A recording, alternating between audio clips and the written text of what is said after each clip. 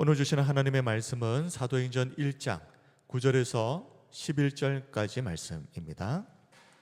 사도행전 1장 9절에서 11절 말씀 우리 함께 한 목소리로 말씀 봉독하겠습니다. 시작.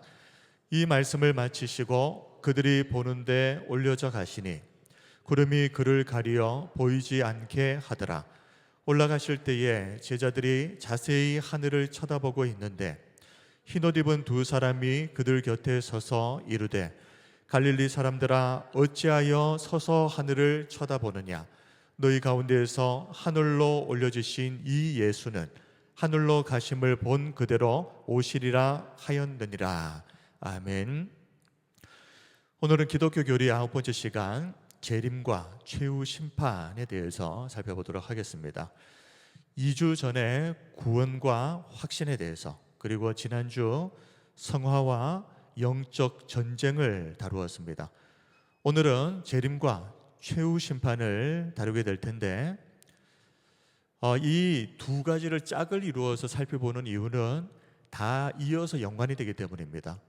구원이 있으면 또 그 구원에 대한 확신이 필요하고, 그리고 성화를 이루기 위해서 노력을 하게 되면 반드시 영적 전쟁이 따라오게 되고, 그리고 오늘 예수님의 재림과 이어서 이 세상의 최후 심판이 따라오기 때문에 이렇게 짝을 지어서 살펴보도록 하겠습니다. 자, 먼저 재림이란 무엇인가? 재림은 말 그대로 다시 오신다. 예수님께서 십자가에서 죽으시고 끝이 난 것이 아니라 부활하셨고, 그리고 승천하신 이후 재림에 대한 약속을 주셨습니다. 자, 초림은 언제를 말하는 것이겠습니까? 예수님께서 성육신 하셔서 이 땅에 탄생하신 날을 우리가 초림이라고 하고, 그 초림하신 예수님께서 승천하신 후에 다시 오시겠다라고 약속하신 것이 재림입니다. 자, 다시 오실 예수님에 대해서 사도행전 1장 9절에서 11절 오늘 본문 말씀이 이렇게 말씀하고 있습니다. 이 말씀을 마치시고 그들이 보는데 올려져 가시니 구름이 그를 가리어 보이지 않게 하더라. 승천입니다. 10절 올라가실 때에 제자들이 자세히 하늘을 쳐다보고 있는데 흰옷 입은 두 사람이 그들 곁에 서서 이르되 갈릴리 사람들아 어찌하여 서서 하늘을 쳐다보느냐. 너희 가운데서 하늘로 올려지신 이 예수는 하늘로 가심을 본 그대로 오시리라 하였느니라. 이것이 바로 예수님의 재림입니다. 자, 예수님의 재림을 우리는 헬라어로 보게 되면 파루시아라고 하는데요, 임재, 도래라는 의미인데, 마태복음 24장 3절 말씀을 보면 예수께서 감람산 위에 앉으셨을 때에 제자들이 조용히 와서 이르되 우리에게 이르소서 어느 때에 이런 일이 있겠사오며 또 주의 임하심과 세상 끝에는 무슨 징조가 있사오리까. 자, 예수님께서 제자들의 그 질문에 대해서 답하십니다. 자, 제자들이 어떤 질문을 했습니까? 그 인류의 이 세상의 마지막 날이 어느 때에 일어나고 또 그때에는 무슨 징조가 있겠습니까? 자, 이 내용이 예수님의 재림과 관련된 내용입니다. 그 제자들은 모르죠. 제자들은 그때 당시 예수님의 재림에 대한 개념이 없었으니까. 그런데 예수님께서는 제자들의 질문과는 조금 더 나아가서 세상의 종말, 그리고 예수님의 재림에 대해서 말씀하셨고, 데살로니가 전서 4장 15절에도 우리가 주의 말씀으로 너희에게 이것을 말하노니 주께서 강림하실 때까지 우리 살아남아 있는 자도 자는 자보다 결코 앞서지 못하리라. 자, 주께서 강림하신다. 이것도 바로 재림에 대한 말씀입니다. 자, 우리가 재림을 고대하며 기다리는 이유가 무엇이겠습니까? 이 재림의 날은 모든 고통으로부터, 이 고통은 죄의 결과로 주어진 것인데 이 모든 고통으로부터 해방되고 하나님의 온전한 영광에 이르는 날이기 때문입니다. 그 내용을 로마서 8장 19절에서 22절에 이렇게 기록하고 있습니다. 피조물이 고대하는 바는 하나님의 아들들이 나타나는 것이니. 자, 피조물들이 고대하고 있답니다. 하나님의 아들들이 나타나는 날을. 피조물이 허무한데 굴복하는 것은 자기 뜻이 아니요 오직 굴복하게 하시는 이로 말미암음이라. 그 바라는 것은 무엇을 바랍니까? 피조물도 썩어짐의 종로로 탄 데서 해방되어 그리고 하나님의 자녀들의 영광의 자유에 이르는 것이니라. 그러면서 22절에서는 현세의 삶에 대해서 이렇게 정의를 합니다. 피조물이 다 이제까지 함께 탄식하며 함께 고통을 겪고 있는 것을 우리가 아느니라. 로마서 말씀에서 말하는 현세의 삶은 정의를 하면 고통이다. 그런데 이 고통이 해방되고 하나님의 영광이 우리 가운데에 완전하게 임하게 되는 날, 그때가 바로 재림의 때다. 모든 이 세상의 피조물들이 그날을 지금 고대하고 있다라고 말씀하고 있는 겁니다. 그러면 재림에 관한 대표적인 오해부터 먼저 좀 살펴보도록 하겠습니다. 첫 번째는 재림이 이미 일어났다라고 말하는 것입니다.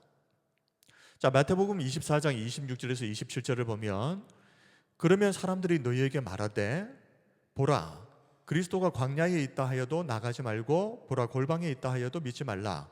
번개가 동편에서 나서 서편까지 번쩍임같이 인자의 임함도 그러하리라. 마태복음 24장 26절 27절 말씀을 보게 되면 예수님께서 경고를 하십니다. 어떤 사람들이 그리스도가 벌써 재림했다라고 말하면서 속이는 미혹하는 일들이 일어나게 될 것인데 절대 속지 말라라고 예수님께서 말씀하시는 겁니다. 예수님의 재림은 모든 사람들이 볼 수 있도록 명백하게, 그러니까 소수의 어떤 사람들만 목격하는 것이 아니라 세상의 모든 사람들이, 그러니까 불신자, 신자 가릴 것 없이 세상의 모든 사람들이 한 번에 모두 목격을 해야 합니다. 그런데 지금 재림 예수라고 주장하는 사람들이 굉장히 많습니다. 지난번에도 한번 말씀드린 것처럼 우리나라에만 내가 재림 예수다 주장하는 사람이 50여 명이 있다고 그랬습니다. 그 중에 이제 몇 분 그죠? 병으로 돌아가시고 사고로 돌아가시고 또 뒤에 또 새로운 회원 받고 해가지고 50명 정도가 꾸준하게 유지가 되고 있다고 그러는데요. 신천지도 이만희를 재림하신 주로 이렇게 주장을 합니다. 그런데 이게 왜 잘못되었겠습니까? 성경을 보게 되면 계시록 1장 7절 말씀을 보십시오. 볼지어다 그가 구름을 타고 오시리라 그랬습니다. 그러니 예수님께서 승천하실 때 이 땅에서 하늘로 올라가신 것처럼 재림하실 때는 하늘로부터 땅으로 임하시는 겁니다. 그렇기 때문에 우리는 땅을 쳐다보면서 재림 예수가 어디 있는지를 찾으면 되는 것이 아니라 하늘을 바라보면서 다시 오실 예수님을 기다려야 되는 것이고, 그리고 모든 사람들이 볼 수 있도록 오신다. 그 말씀이 각 사람의 눈이 그를 보겠고 그를 찌른 자들도 볼 것이요 땅에 있는 모든 족속이 그로 말미암아 애국하리니 그러하리라. 아멘. 예수님을 믿는 사람이나 믿지 않는 사람이나 구분 없이 세상의 모든 사람들이 목격하게 될 일, 그것이 바로 예수님의 재림. 그리고 재림에 대한 오해 중 또 하나가 이 재림이 여러 번 일어날 수도 있다라고 말하는 것입니다. 그러나 재림은 딱 한 번 일어나는 것이고 명백한 사건으로 나타나게 됩니다. 그러면 재림의 시기, 이 재림의 시기에 있어서 이렇게 많은 오해가 있는데요. 재림의 날짜를 계산할 수 있다라고 주장하는 사람들이 있습니다. 성경의 숫자들을 분석을 해서 이 재림의 날짜를 추정할 수 있다. 그래서 실제로도 역사적으로 수차례 그런 시도들이 있었지만 실패했습니다. 너무 많지만 그 중에서 딱 세 가지만 소개를 해드리면, 미국의 윌리엄 밀러라고 하는 사람이 1844년 10월 22일 날 예수님이 재림하신다라고 주장을 했습니다. 그때 당시 수천 명의 추정자들이 농장도 팔고 그리고 재산도 다 팔고 재림하시는 예수님을 기다렸지만 아무 일도 일어나지 않습니다. 그리고 우리 한국의 신천지 1984년에 재림이 영적으로 이루어졌다라고 주장을 합니다.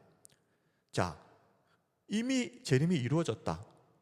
그 재림하신 예수님이 누구라고요? 신천지 이만희 교주라는 것입니다. 그리고 신천지는 14만 4천 명이 채워지게 되면 이 땅에 이제 그 뒤에 새하늘과 새 땅이 임하게 될 것이다, 이렇게 주장을 합니다. 그리고 제일 유명한 것은 우리나라 다미 선교회였죠. 1992년 10월 28일에 예수님 오후 12시에 재림하신다. 그래서 이때에도 수천 명의 사람들이 직장 다 그만두고 아이들은 학교 다 그만두고 산에 흰옷을 입고 모여가지고 예수님의 재림을 기다렸지만 재림은 일어나지 않았습니다. 자, 이처럼 수많은 사람들이 재림의 날짜를 성경을 통해서 또 예언을 통해서 추정을 할 수 있다, 이렇게 이야기를 했는데, 재림의 날짜는 오직 하나님만 아신다. 마가복음 13장 32절 33절에 그렇게 기록을 합니다.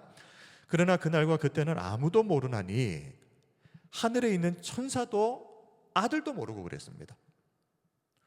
하늘에 있는 그 영적인 존재인 천사들도 재림이 언제 일어나는지 모르고 재림의 당사자이신 성자 예수님도 모르신다.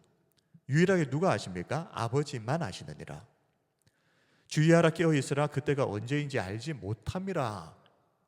성부 하나님만 알고 계시고 심지어 천사들도, 성자 예수님도 모른다고 말씀하시는 이 재림의 날짜를 사람이 성경을 읽으면서 숫자들을 추정을 해가지고 날짜를 알 수 있다라고 말하는 것이 이게 얼마나 엉터리냐 하는 것입니다. 그러므로 주변에서 뭐 이런저런 그냥 뭔가 솔깃할 만한 계산식을 가지고 와서 이때 예수님이 재림하신다라고 말하면 그냥 이단이구나 생각하시면 됩니다. 그러므로 성도가 가져야 할 관심은 재림의 날짜가 언제인가가 아니죠. 자, 제자들이 이 질문을 했습니다. 사도행전 1장 6절에서 7절에 그들이 모였을 때 예수께 여쭈 이르되, 자, 부활하신 예수님께 제자들이 질문하는 겁니다. 주께서 이스라엘 나라를 회복하심이 이때니까 하니 이르시되 때와 시기는 아버지께서 자기의 권한에 두셨으니, 자, 뭐라고요? 너희의 알 바 아니요. 그러므로 그리스도인들은 예수님의 재림이 언제일까 그 날짜 계산하고 있으면 안 됩니다. 그것은 우리가 알 바가 아닙니다. 성도에게 중요한 것은 날짜를 계산하는 것이 아니라 항상 깨어서 준비된 삶을 살면서 예수님이 언제 재림하시든지 그 주님 앞에 설 날을 준비하면서 사는 것, 이것이 우리가 관심을 가져야 할 부분입니다. 자, 설령 날짜를 계산해서 알 수 있다라고 한번 그냥 가정을 해보겠습니다. 그런 일은 없지만, 자, 그러면 어떻게 되겠습니까? 만약 우리가 예수님이 재림하시는 그 정확한 날짜를 알 수 있다, 하다못해 뭐 그냥 한 두 달 정도 근접하게 알 수 있다, 그러면 어떻게 되겠습니까? 평소 때는 맘대로 살다가 이제 예수님 재림하신다고 하는 그날이 가까우면 이제 그때부터 준비하는 겁니다. 이게 꼭 무엇과 같은가 하면요, 평소 마음대로 죄짓고 살다가 딱 죽기 바로 직전에 내가 예수님 믿고 천국 가겠다 하는 거하고 똑같은 겁니다. 사람이 언제 죽을지 압니까? 그렇기 때문에 성경은 항상 준비가 되어 있어야 된다라고 말씀하는 거거든요. 재림을 준비하는 것도 똑같은 것입니다. 그 날짜를 알려고 하는 것이 중요한 것이 아니라 언제 주님 오셔도 나는 지금, 중요한 것은 지금입니다. 지금 준비가 되어 있는가? 지금 준비가 되어 있지 않지만 앞으로는 준비를 할 것이다, 이게 엉터리입니다. 지금 준비하지 않는 사람은 앞으로도 준비가 될지 장담할 수가 없습니다. 지금 준비가 되어 있는가 하는 것입니다. 그런데 이단들을 통해서, 자, 왜 세상에는 이렇게 예수님의 그 재림의 날짜들을 주장하는 이런 일들이 계속해서 반복해서 일어나는 이유가 무엇이겠습니까? 지금도 지구 어느 한 구석에는요, 예수님이 언제 재림하신다 그래서 거기에 쏘가서 모여있는 사람들이 있습니다. 지금도. 왜 세상에는 이런 일들이 왜 계속 반복해서 일어나는가? 한두 번 실패했으면은 이제 안 할 만도 하지 않습니까? 근데 왜 지금도 계속 이 일이 반복될까? 이 배후에는 사탄이 있습니다. 그리고 이것이 굉장히 교묘한 계략입니다. 왜 그러냐 하면, 자, 다미 선교회를 예를 들어서 1992년 10월 28일 오후 12시가 되면 예수님이 재림하신다라는 그것을 정말 믿고 그 날을 기다렸던 사람들이 예수님 재림하시지 않았을 때 그 사람들이 어떻게 됐겠습니까? 신앙적으로 다 무너져 버립니다. 그러다 보니까 한국 교회에서는 예수님의 재림에 대해서 언급하는 것을 약간은 금기시하는 그런 분위기가 형성이 돼 버리면 어떻게 되겠습니까? 목사도 앞에서 예수님의 재림에 대해서 설교를 가급적이면 안 하려고 하고, 성도들도 재림에 관한 이야기를 들으면 뭔 이상한 소리 하는 거 아닌가 그러면서 불안해하고, 그러다 보면은 점점 더 재림에 대해서 우리의 관심사에서 재림을 자꾸만 밀어내 버리는 겁니다. 이게 얼마나 중요한 내용인데, 이 사탄의 계략은 계속해서 재림의 날짜를 던지고 그것을 기대하면서 기다렸다가 실패해서 실망하고, 이런 일들이 반복되면서 사람들의 그 머릿속에서 재림이라고 하는 이 두 글자를 지워버리는 겁니다. 관심사에서 밀어내버리는 겁니다. 심지어 교회에서도. 그러나 빈대가 무섭다고 해서 초가삼간을 태울 수는 없는 일입니다. 아무리 이단들을 통해서 수없이 잘못된 재림에 관한 내용들이 세상을 어지럽게 휩쓸고 지나가지만, 그럼에도 우리가 항상 기억해야 되는 것은 재림의 날짜는 알 수 없지만 예수님의 재림은 반드시 이루어진다. 그리고 우리는 지금 이 순간 그 재림에 대해서 예수님 앞에 설 준비가 되어 있어야 한다는 것입니다. 자, 우리는 재림의 날짜는 알 수 없지만요, 성경에는 그 재림이 언제쯤에 이루어질 것인지에 대해서 날짜가 아닌 그때 당시에 어떤 그 상황들에 대해서는 이야기를 합니다. 첫 번째는 언제 예수님의 재림이 임하는가? 도둑같이 갑작스럽게 예수님의 재림이 우리에게 임한다. 다른 말로 하면 이때쯤 예수님 재림하겠다라고 하는 그날을 피해버려서 이제는 이때는 예수님 안 오시겠지 하는 그때 예수님 오신다는 말입니다.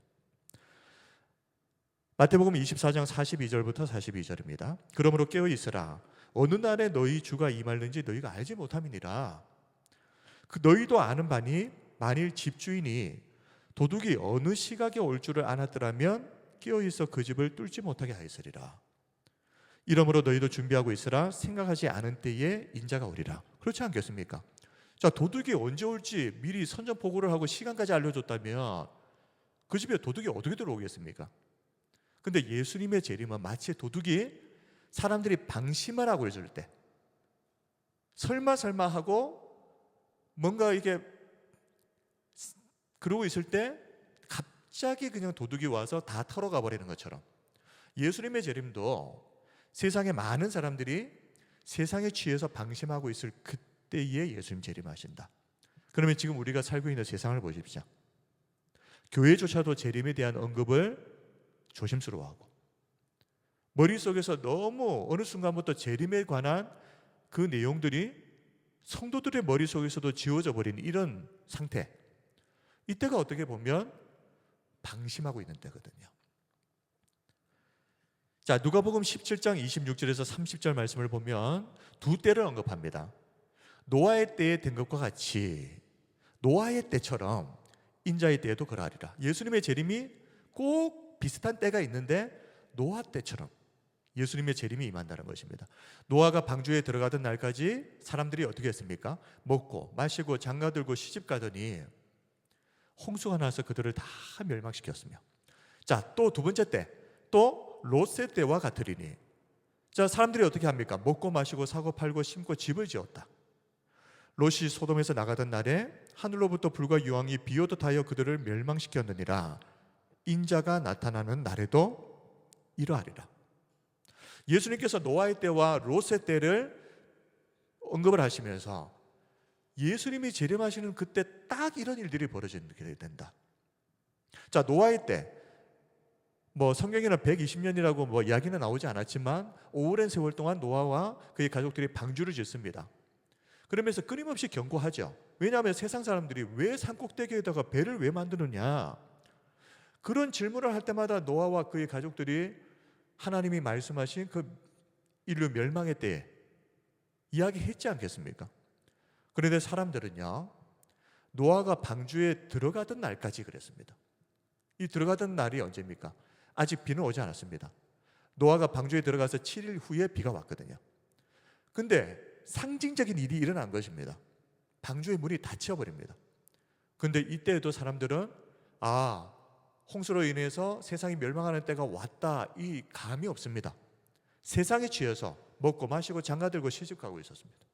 그리고 얼마 지나지 않아서 홍수가 쏟아지면서 노아의 가족을 제외한 모든 사람들이 인류가 멸망을 해버립니다. 롯의 때는 또 어떻습니까? 하나님께서 아브라함의 간구를 들으시고 소돔에 살고 있었던 롯을 구하기 위해서 천사를 보내시는데, 근데 이 천사를 통해서 소돔이 멸망하게 될 것에 대해서 소식을 듣습니다. 근데 롯이 그의 그 사위들에게 지금 하나님의 심판이 임할 것이니까 빨리 이 성에서 도망가야 된다. 근데 이 롯의 사위들이 끝까지 듣지 않습니다. 그리고 소돔에 있었던 사람들은 그때에도 먹고 마시고 사고 팔고 심고 집을 짓고 있었다 그랬습니다. 아무 준비가 안 돼 있는 겁니다. 그리고 갑자기 하늘에서 유황불이 떨어지면서 순식간에 한 도성이 멸망을 해버리는데, 이처럼 마지막 날이 오는데 사람들은 아무런 준비를 하지 않고 대책 없이 있다가 갑자기 도둑이 집에 들어와서 세간을 다 훔쳐가 버리듯이 도둑같이 임하시는 예수님을 통해서 세상에 마지막 날이 온다. 그렇기 때문에 재림은 지금 준비가 되어 있어야 하는 것입니다. 항상 준비하며 살아가는 것입니다. 평소에 준비되지 못하면 재림의 날이 되어도 우리는 이 노아의 때에 멸망했던 사람들처럼, 롯의 때에 멸망했던 사람들처럼 그러고 있다가 재림을 맞이하게 되는 겁니다. 자, 그러면은 재림의 징조가 있다고 말씀을 드렸죠. 날짜는 모르지만 재림이 가까웠을 때에 이 세상에 나타나는 현상들이 있다. 자, 재림의 징조, 이 징조라고 하는 것을 헬라어로 세메이아라고 합니다. 세메이아는 복수형이고 세메이온이 단수형인데 이게 징조. 자, 예수님께서 기적을 행하시죠. 근데 예수님께서 기적을 행하신 일에 대해서 기적이라고 이야기하고 뒤에 보면 이것은 표적이다라고 이야기하는 성경 구절이 있거든요. 표적이 바로 세메이온입니다. 이것을 영어 성경으로 번역을 하면은 뭐라고 되어 있는가? 사인입니다. 사인. 그러면 아시겠죠? 뭔가 하나님께서 예수님이 재림하실 그 날이 가까웠더라고 하는 것을 알려주기 위한 사인을 주신다는 겁니다. 그것이 표적 징조입니다. 자, 마태복음 24장 33절에 이와 같이 너희도 이 모든 일을 보거든 인자가 가까이 곧 문 앞에 이런 줄 알라. 자, 그 일들이 무엇인지 좀 살펴보겠습니다. 마태복음 24장 전체를 한번 다 읽어보시면 제자들이 예수님께 주의 임하심과 세상 끝에는 무슨 징조가 있사오리까? 라고 질문을 합니다. 그때 예수님께서 답변을 하시는데 그 세상 끝에 있을 징조 6가지를 말씀하십니다. 자, 하나씩 살펴보겠습니다. 첫 번째 징조는 많은 거짓 선지자들과 적그리스도가 등장하게 될 것이다. 가짜라는 말이죠. 가짜 그리스도. 마태복음 24장 4절에서 6절 예수께서 대답하여 이르시되 너희가 사람의 미혹을 받지 않도록 주의하라. 여기서 말하는 사람의 미혹이 바로 적그리스도의 미혹입니다. 많은 사람이 내 이름으로 와서 이르되 나는 그리스도라 하여 많은 사람을 미혹하리라. 난리와 난리 소문을 듣겠으나 너희는 삼가 두려워하지 말라. 이런 일이 있어야 하되 아직 끝은 아니니라. 자, 적그리스도가 등장해서 내가 바로 그 재림 예수다라고 사람들을 미혹하게 되는데, 그러면 적그리스도를 우리가 어떻게 분별할 것인가? 여러 가지가 있지만 오늘은 그냥 한두 가지만 보겠습니다. 요한일서 1장 7절입니다. 미혹하는 자가 세상에 많이 나왔나니 이는 예수 그리스도께서 육체로 오심을 부인하는 자라. 이런 자가 미혹하는 자요 적그리스도니. 자, 적그리스도는 어떻게 한다고 그랬습니까? 예수 그리스도께서 이 땅에 육체를 입고 오신 것을 부인하는 자다. 예수님의 성육신 인카네이션을 거짓말이라고 말하는 자들. 이 사람들이 바로 적그리스도. 그리고 요한일서 4장 3절 예수를 시인하지 아니하는 영마다 하나님께 속한 것이 아니니 이것이 곧 적그리스도의 영이니라. 오리라 한 말을 너희가 들었거니와 지금 벌써 세상에 있느니라. 자, 이 말씀을 보면 어떤 사람들이 적그리스도입니까? 예수를 시인하지 아니하는 영마다. 자, 그런데 문제는 이 적그리스도가 앞으로 먼 미래에 올 것이라는 말씀이 아니라 지금 벌써 세상에 있다라고 말씀합니다. 예수님의 초림과 함께 이미 이 세상에는 적그리스도의 활동들이 이미 그 전부터 시작되었고, 그리고 그것은 바르게 말하면, 자, 적그리스도가 출현하는 것을 예수님께서 말세의 징조라고 말씀하지 않습니까? 그러면 이게 무슨 말입니까? 적그리스도가 이미 출현했다는 것은 벌써 말세가 시작됐다는 말입니다. 그리고 이 말세가 지금 말세의 최종 단계를 향해서 가고 있는 겁니다. 그러므로 말세의 시작은 언제냐? 먼 미래에 있을 일이 아니라 예수님의 재림과 함께 말세가 시작되는 것이 아니라 예수님이 이 땅에 오시는 초림 때 이미 그 초림과 함께 말세는 시작되었고, 그리고 지금 우리는 그 말세의 끄트머리 지점이 있고, 끄트머리 지점이 있다는 것은 말세의 징조들이 현격하게 나타나고 있는 시대를 살고 있다 이 말입니다. 그리고 곧 얼마 지나지 않아서 그 말세의 최종적인 완성의 때가 온다. 그래서 우리가 구원에 대해서 이야기할 때도 예수님을 믿는 순간 우리는 이미 구원받았습니다. 미래의 일이 아닙니다. 그래서 already라고 합니다. 그런데 우리의 구원은 최종적인 완성은 아직 오지 않았습니다. 그래서 not yet이라고 하는 겁니다. 아직. 이 말세도 똑같은 개념입니다. 예수님의 초림과 함께 이미 시작됐습니다. 그러나 아직 그 말세의 최종 완성이 이루어진 것은 아닙니다. 그 말세의 끝을 향해서 가고 있다. 자, 그러므로 말세 때에 나타나게 될 징조, 첫 번째는 적그리스도들이, 거짓 선지자들이 나타나서 사람들을 미혹하게 될 것이다. 두 번째 징조, 전쟁과 민족 간의 분쟁들이 곳곳에서 터지게 될 것이다. 그런 말씀합니다. 마태복음 24장 7절에서 8절, 민족이 민족을, 나라가 나라를 대적하여 일어나겠고 곳곳에 기근과 지진은 있으리니 이 모든 것은 재난의 시작이니라. 자, 여기에서 두 가지를 말씀하죠. 첫 번째는 전쟁이 곳곳에서 일어난다. 그리고 두 번째는 기근과 지진들이 일어나게 될 것이다.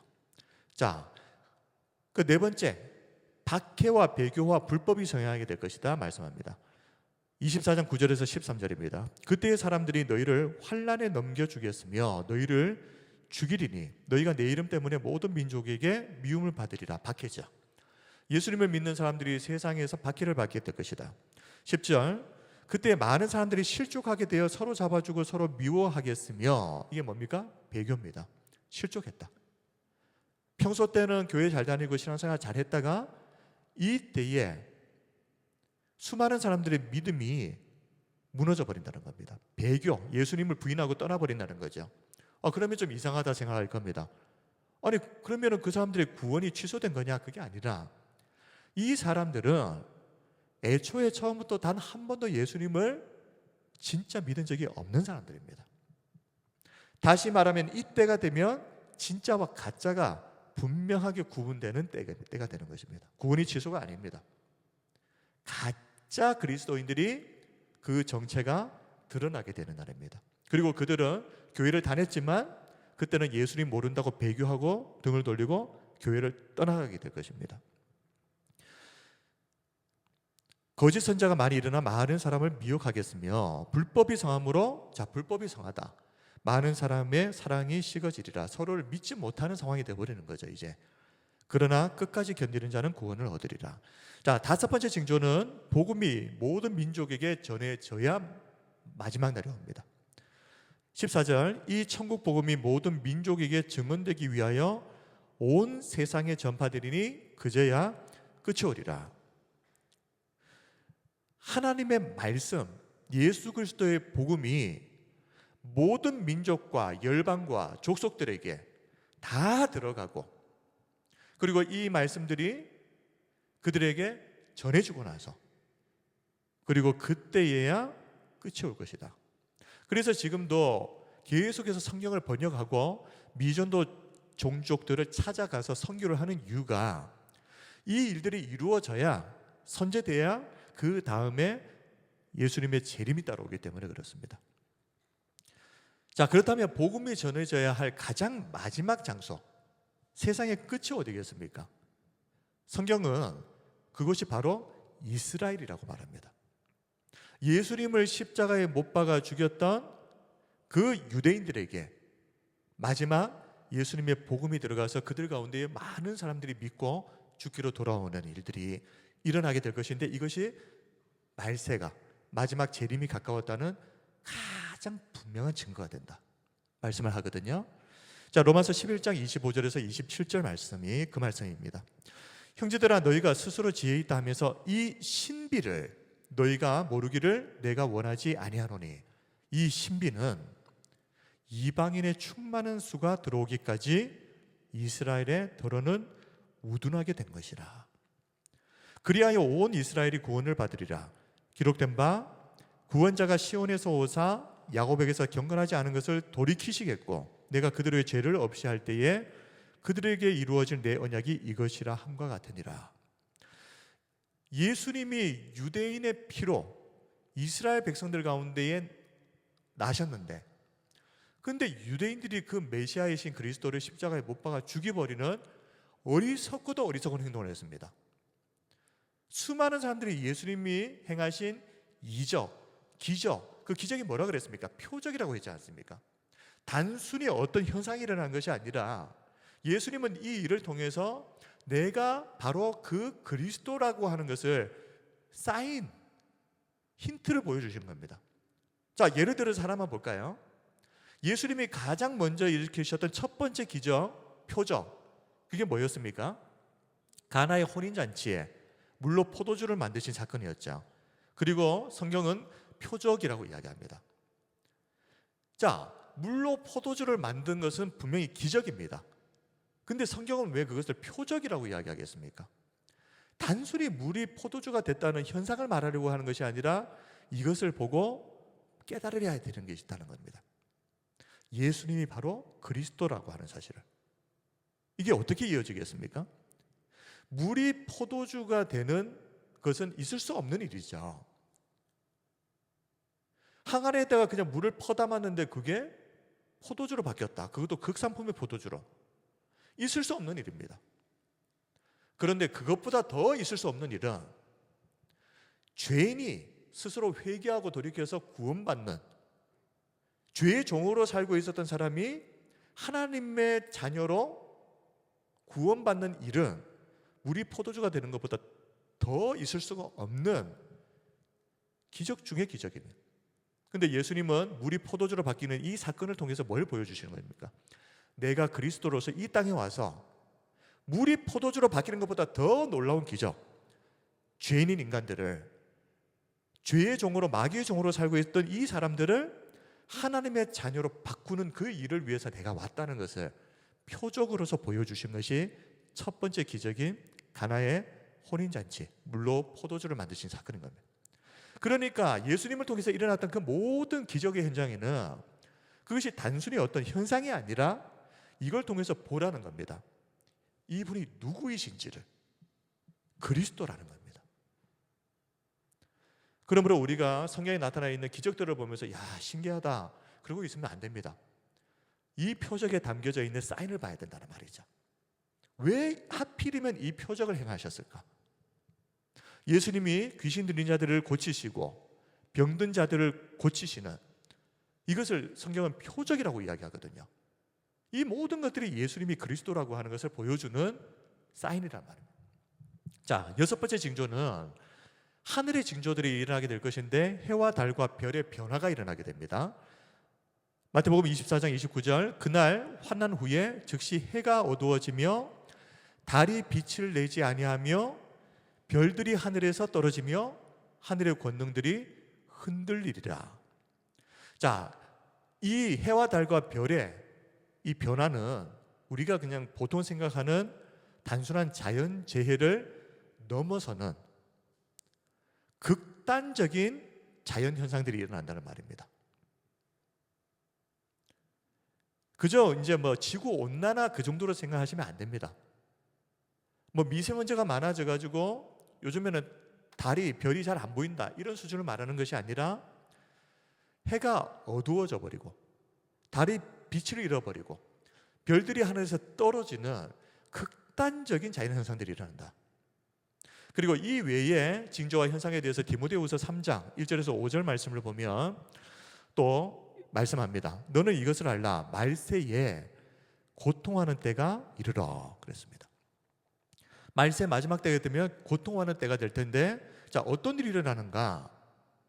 사람들이 자기를 사랑하며 돈을 사랑하며 자랑하며 교만하며 비방하며 부모를 거역하며 감사하지 아니하며 거룩하지 아니하며 무정하며 원통함을 풀지 아니하며 모함하며 절제하지 못하며 사나우며 사랑하는 것을 좋아하지 아니하며 배신하며 조급하며 자만하며 쾌락 사랑하기를 하나님 사랑하는 것보다 더하며 경건의 모양은 있으나 경건의 능력은 부인하니 이 같은 자들에게서 내가 돌아서라.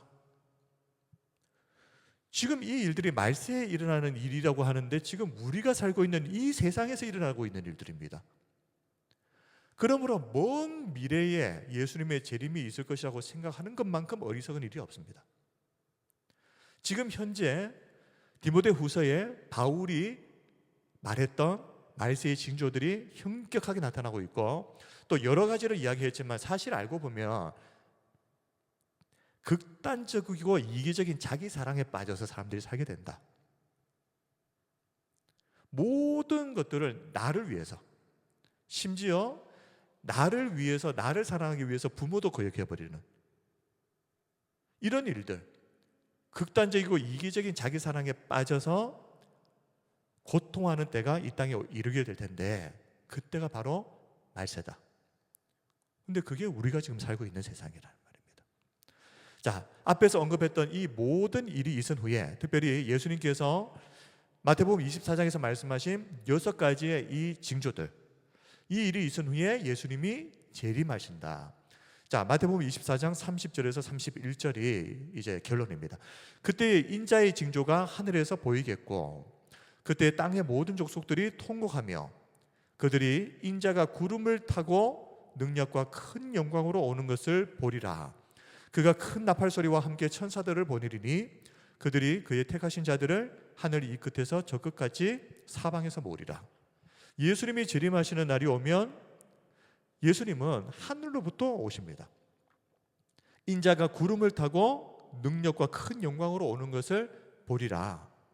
그리고 그때가 되면 큰 나팔 소리가 들리고 천사들을 예수님께서 이 땅에 보내실 것입니다. 그러면서 하나님의 택하신 백성들을 모으시는 겁니다. 우리가 이것을 휴거라고도 하고 뭐 꼭 휴거라고만 봐야 될지 그건 잘 모르겠습니다. 그리고 그때가 되게 되면 온 세상의 사람들이 앞에서도 언급했던 것처럼 불신자나 신자나 상관없이 이 세상에 있는 모든 사람들이 재림하시는 예수님을 두 눈으로 똑똑히 목격하게 될 것이다. 계시록 1장 7절 볼지어다 그가 구름을 타고 오시리라. 각 사람의 눈이 그를 보겠고 그를 찌른 자들도 볼 것이요 신자나 불신자나 상관없이 하늘로부터 임하시는 그 예수님을 다 보게 될 것이다. 지금도 재림은 점점 더 가까워오고 있습니다. 그래서 우리는 이 시대를, 우리가 지금 살고 있는 이 시대를 말세지말이라고 부릅니다. 말세 중에서도 가장 끝지점. 그렇다면 성도는 어떻게 이 재림을 준비하며 살아야 될 것인가? 로마서 13장 12절 말씀을 우리 같이 한번 읽겠습니다. 시작. 밤이 깊고 낮이 가까웠으니 그러므로 우리가 어둠의 일을 벗고 빛의 갑옷을 입자. 지난 시간 선으로 악을 이기는 것에 대해서 말씀을 드렸습니다. 부부주일 말씀으로. 왜 선으로 악을 이기는 삶을 살아야 되느냐? 지금 우리가 살고 있는 이 시대가 말세의 징조들이 현격하게 나타나는 때고 주님의 재림이 가까운 날이라며 우리가 누군가가 악을 행했을 때 똑같이 악을 행함으로 악에 거하고 있는 그 자리에서 예수님을 맞이해서는 안 되기 때문입니다. 단순히 부부가 행복하게 살기 위해서 선으로 악을 갚아라, 잘해줘라, 남편이 못해도 아내가 그냥 잘해줘라, 이런 의미가 아니라 부부와의 관계에서뿐만이 아니라 세상 모든 관계에서 우리는 악을 배격하고 선에 속한 자로서의 삶을 살아야 되는 이유가, 우리가 주님의 재림을 맞이할 때 우리는 선의 자리에서 예수님을 맞이해야 되기 때문에 그렇습니다. 제일 기가 막힌 거는요, 누군가를 미워하고 시기하고 다투고 싸우고 있는 그때 예수님의 재림을 우리가 맞이하게 된다고 생각해 보십시오. 그 전에 아무리 잘해봐야 그게 무슨 소용이 있겠습니까? 그리고 베드로전서 4장 7절, 만물의 마지막이 가까이 왔으니 그러므로 너희는 정신을 차리고 근신하여 기도하라. 지금 우리가 그렇게 허리멍텅한 정신 상태로 지내야 될 때가 아니라고 말씀합니다. 만물의 마지막이 가까이 왔는데 어떻게 해야 되느냐? 정신부터 차리라는 겁니다. 세상에 취해서 세상에 말세가 없는 것처럼 살아가는 저 세상 사람들처럼 저렇게 살면 안 된다. 노아의 때, 롯의 때의 그 사람들처럼 그렇게 정신을 못 차리고 살면 안 된다. 정신을 똑바로 차리고 근신하여서 기도해야 된다. 이것이 바로 성도의 예수님의 재림을 준비하며 살아가야 되는 성도의 자세입니다. 자, 그런데 예수님의 재림을 이야기할 때 꼭 등장하는 신학적인 논쟁 주제가 하나 있습니다. 이걸 참고로 좀 말씀을 드릴 텐데, 천년왕국이라고 하는 게 나옵니다. 자, 천년왕국에 대해서 언급이 되어 있는 본문 하나만 좀 살펴보면 요한계시록 20장 1절에서 6절 말씀 한번 보시기 바랍니다. 또 내가 보매 천사가 무저갱의 열쇠와 큰 쇠사슬을 그의 손에 가지고 하늘로부터 내려와서 용을 잡으니 곧 jet뱀이요 마귀요 사탄이라. 잡아서 1000년 동안 결박하여, 1000년 무저갱에 던져 넣어 잠그고 그 위에 임봉하여 1000년이 차도록 다시는 만국을 미혹하지 못하게 하였는데 그 후에는 반드시 잠깐 놓이리라. 또 내가 보좌들을 보니 거기에 앉은 자들이 있어 심판하는 권세를 받았더라. 또 내가 보니 예수를 증언함과 이 하나님의 말씀 때문에 목배임을 당한 자들의 영혼들과 또 짐승과 그의 우상에게 경배하지 아니하고 그들의 이마와 손에 그의 표를 받지 아니한 자들이 살아서 그리스도와 더불어 1000년 동안 왕노릇하니. 5절, 그 나머지 죽은 자들은 그 1000년이 차기까지 살지 못하더라. 이는 첫째 부활이라. 이 첫째 부활에 참여하는 자들은 복이 있고 거룩하도다. 둘째 사망이 그들을 다스리는 권세가 없고 도리어 그들이 하나님과 그리스도의 제사장이 되어 1000년 동안 그리스도와 더불어 왕노릇하리라. 자, 계속해서 1000년 여러 번 나오죠. 이 1000년 왕국에 대해서 네 가지 견해가 있습니다. 신학적으로. 첫 번째는 역사적인 전천년설이 있습니다. 자, 전천년설이라고 하는 것은 천년 왕국이 이루어지기 전에, 그 전에 예수님이 재림하신다. 그래서 전이라고 하는 것을 붙이는 겁니다. 1000년 전에, 천년 왕국이 이루어지기 전에 예수님이 재림하셔서 1000년 동안 지상에서 성도들과 함께 왕노릇하는, 그것을 천년이라고 하고, 이 천년을 문자적으로 진짜 천년이라고 보는 겁니다.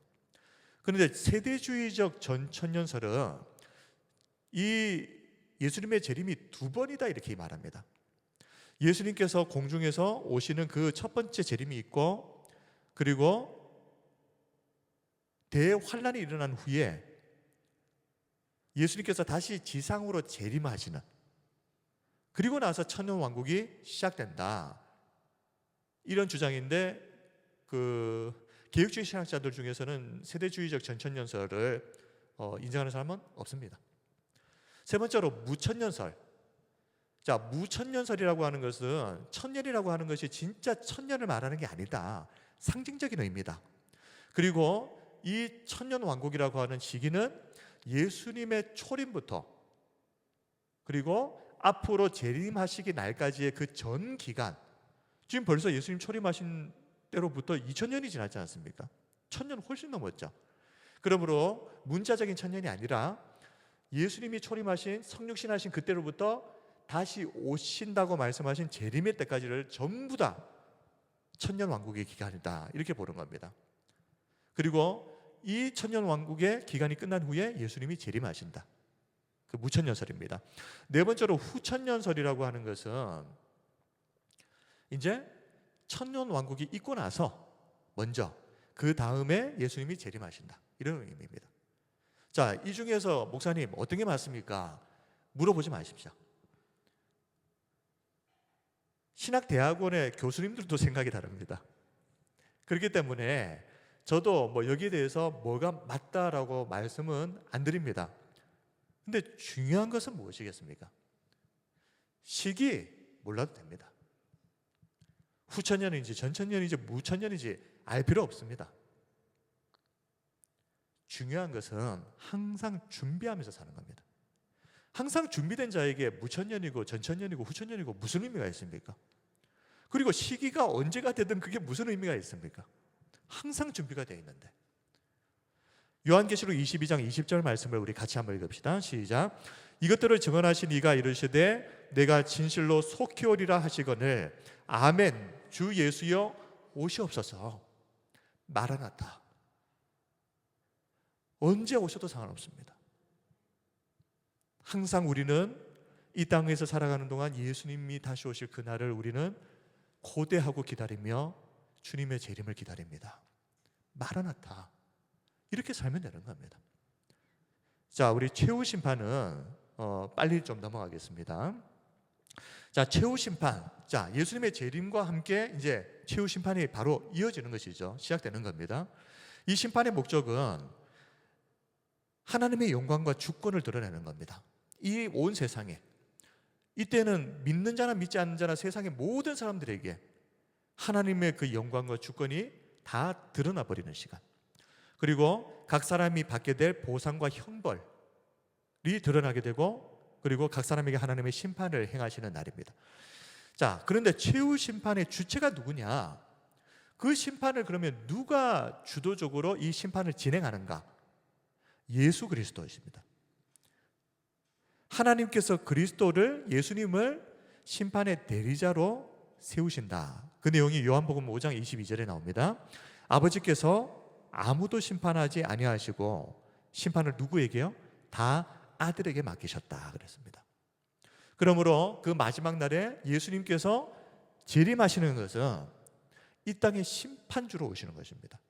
성부 하나님을 대신하여 성자 예수님께서 이 땅을 심판하기 위해서 성부 하나님으로부터 모든 정권을 위임받고 이 땅에 오시는 날, 그리고 고린도후서 5장 10절 이는 우리가 다 반드시 누구의 심판대 앞에요? 그리스도의 심판대 앞에 나타나게 돼요. 각각 선악간의 그 몸으로 행한 것을 따라 받으려 함이라.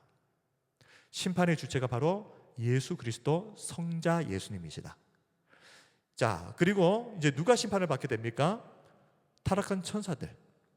베드로후서 2장 4절 하나님이 범죄한 천사들을 용서하지 아니하시고 지옥에 던져 어두운 구덩이에 두어 심판때까지 지키게 하셨다. 유다서 1장 6절 또 자기 지위를 지키지 아니하고 자기 처소를 떠난 천사들, 이 마귀들이죠. 사탄. 큰 날의 심판까지 영원한 결박으로 흑암에 가두셨다. 최종적으로 이 사단의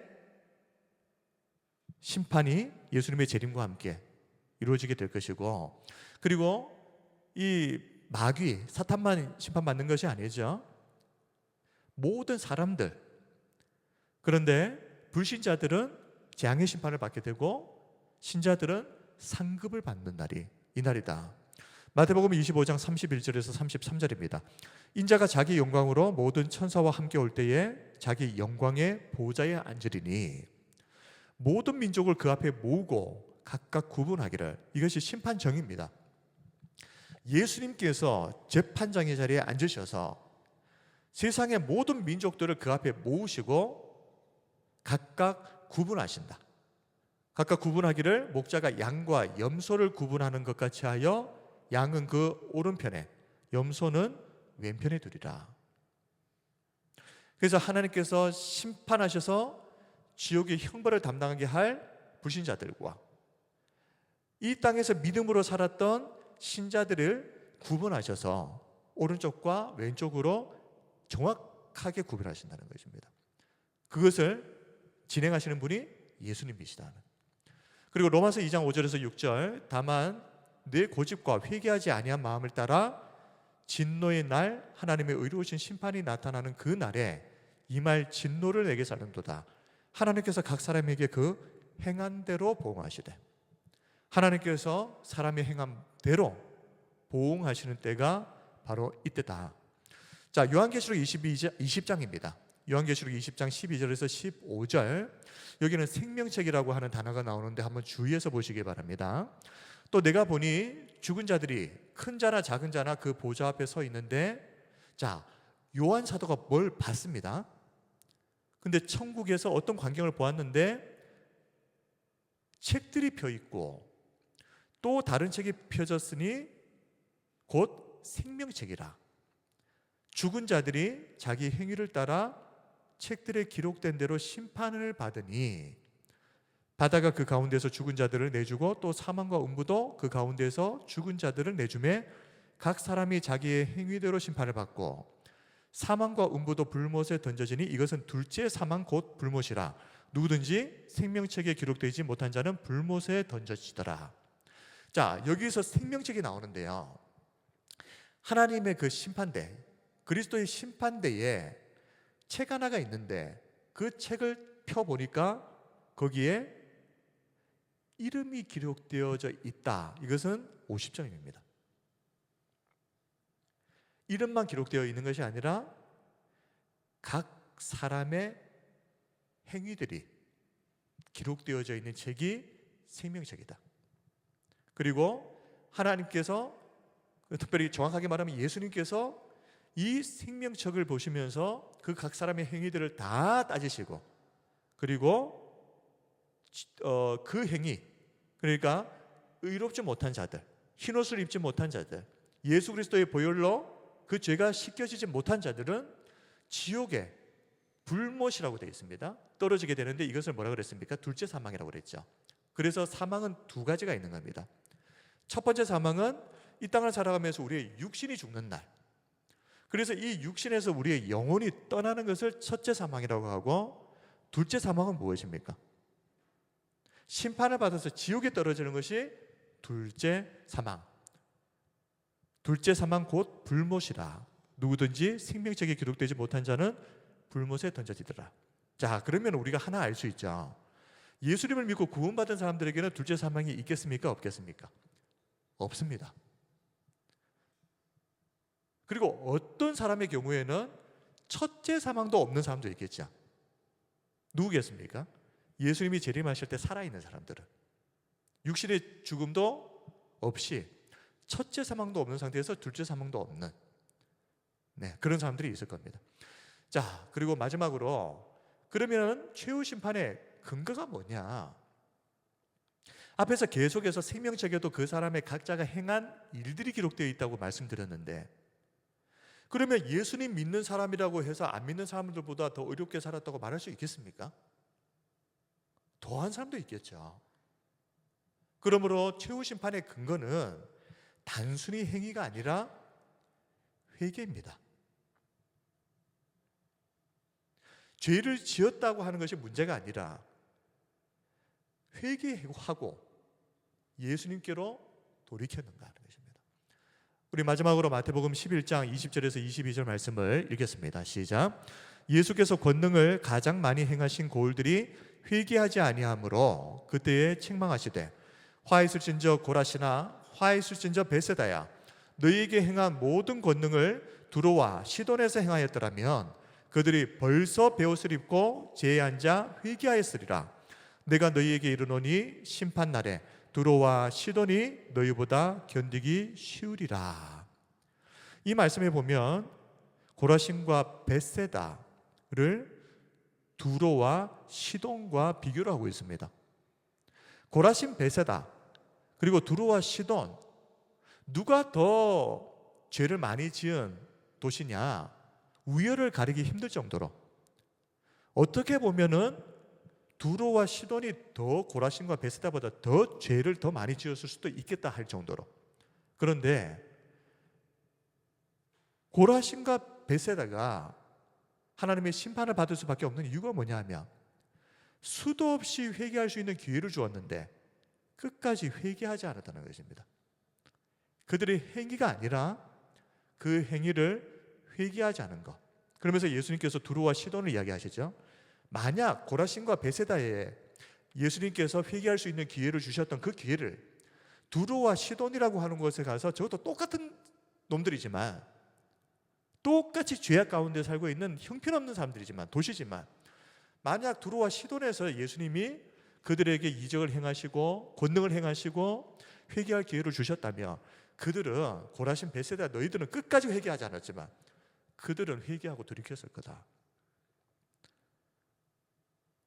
결국 최후 심판의 근거를 어디에 두시는 겁니까?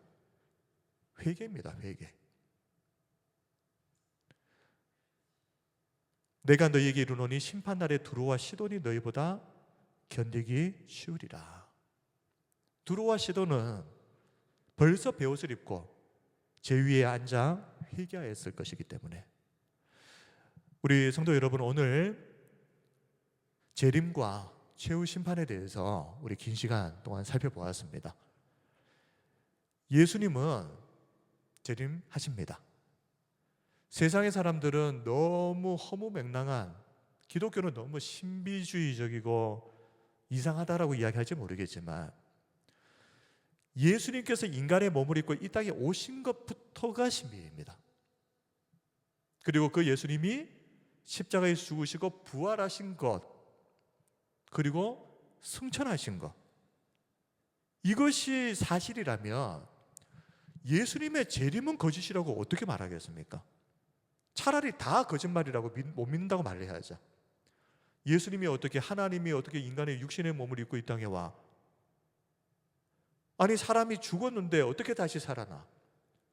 아니, 사람이 어떻게 하늘로 올라가? 근데 그거는 믿겠다면서 예수님이 공중으로부터 다시 재림하시는 것은 이게 너무너무 이게 신비주의야. 앞뒤가 안 맞는 것이죠. 예수님이 이 땅에 오시고 부활하신 것처럼 승천하신 것처럼 예수님은 반드시 재림하십니다. 믿는 우리들은 시와 때가 언제인지를 관심을 가지고 그거 계산하고 있을 것이 아니라 지금 당장 주님 오셔도 주님 맞을 준비하면서 주님 오시는 그날 내가 결코 악의 자리에 서 있다가 주님 맞이하지 않도록 선으로 악을 이기며 선의 자리에서 주님을 기쁜 마음으로 마라나타 주 예수여 어서 오시옵소서, 이것은 준비된 자만이 할 수 있는 고백 아니겠습니까? 준비가 안 된 사람들은요, 아직까지 마음을 정하지 못한 사람들은 예수님 지금 오시면 안 됩니다. 아직 멀었습니다. 나중에 오십시오. 한참 뒤에 오십시오. 그리고 그날을 두려워할 겁니다. 그러나 항상 준비되어 있는 자는 예수님 빨리 오십시오. 피조물이 고대하는 바는 하나님의 아들이 이 땅에 오셔서 우리를 모든 고통으로부터 해방시키시고 이 땅에 하나님의 영광이 충만한 그날을 우리가 고대하며 기다립니다. 그렇게 준비하면서 이 말세지 말의 때를 믿음으로 살아가는 저와 우리 성도님들이 다 되시기를 주님의 이름으로 축원드립니다. 이제 우리 함께 기도하겠습니다. 교회를 다니고 신앙생활을 하면서도 우리는 어쩌면 말세라고 하는 것을, 예수님의 재림을 까맣게 잊어버리고 사는지도 모르겠습니다. 이 마지막 때에 우리 이 시간 하나님 앞에서 나는 지금도 세상에 취해서 정신을 차리지 못하고 살아가는 그 사람들 중에 한 사람이 아닌지 우리가 자신들을 돌아보면서 하나님, 말세 지말의 시대를 살아가는 우리들이 그 마지막 때를 지금도 준비하면서 언제든지 주님 오셔도 준비된 모습으로 주님 앞에 설 수 있도록 하나님 우리에게 이 마지막 때를 준비하며 살아가는 은혜를 주옵소서. 그리고 우리 교회가 이 시대의 그 마지막 날을 선포하고 하나님의 말씀대로 그렇게 살아가는 교회가 되게 해주옵소서. 이 땅에 숫자 하나 더하는 의미 없는 교회가 아니라 반드시 존재해야 할 의미와 가치가 있는 교회 되게 해주옵소서. 이 교회를 통하여 세상의 많은 사람들이 죄 가운데서 돌이켜 회개하고 하나님께로 돌아올 수 있도록 우리에게 그 사명 감당할 수 있는 은혜를 주옵소서. 그리고 우리 개인의 기도 제목과 또 여러 기도 제목 가지고 하나님 앞에 기도하며 나가도록 하겠습니다. 기도하겠습니다. 거룩하신